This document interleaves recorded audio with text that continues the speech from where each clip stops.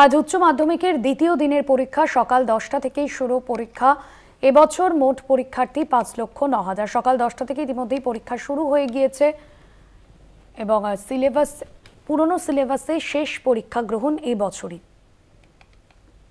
কড়া নিরাপত্তার মধ্যে দিয়ে পরীক্ষা কেন্দ্রগুলিতে পরীক্ষার্থীদের প্রবেশ করানো হচ্ছে এবং মেটাল ডিটেক্টরের মাধ্যমে তাদেরকে খুঁটিয়ে খুঁটিয়ে দেখা হচ্ছে কোনো রকম যাতে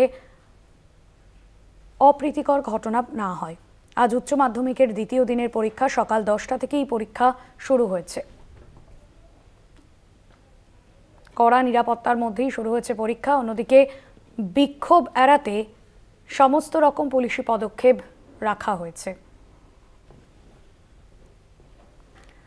শুভঙ্কর মণ্ডল রয়েছেন ফোন লাইনে। শুভঙ্কর, সকাল 10টা থেকে ইতিমধ্যেই পরীক্ষা শুরু হয়েছে। বিক্ষোভের আজ যাতে কোনোভাবে উচ্চ মাধ্যমিক পরীক্ষায় না পড়ে পুলিশের তরফে কি পদক্ষেপ নেওয়া হয়েছে?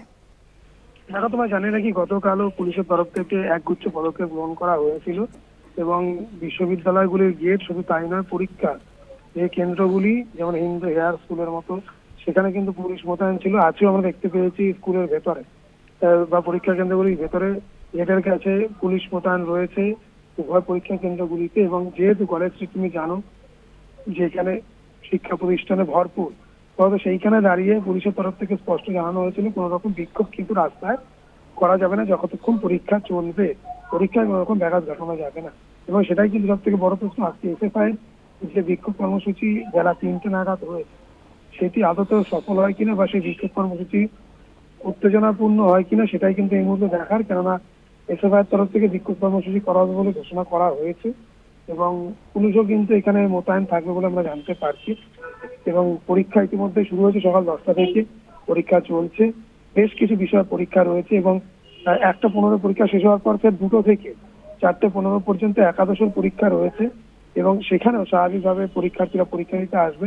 তাদের যদি সমস্যা তৈরি হয় বা তাদের যদি পরীক্ষা দিতে সমস্যা হয় আসতে, তাহলে কিন্তু পুলিশ যথাযথ ব্যবস্থা গ্রহণ করবে বলে আগে থেকে স্পষ্ট করে দিয়েছিল।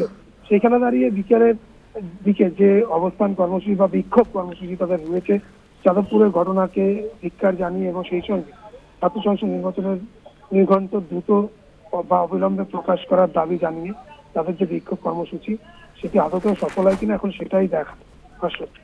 ধন্যবাদ শুভঙ্কর।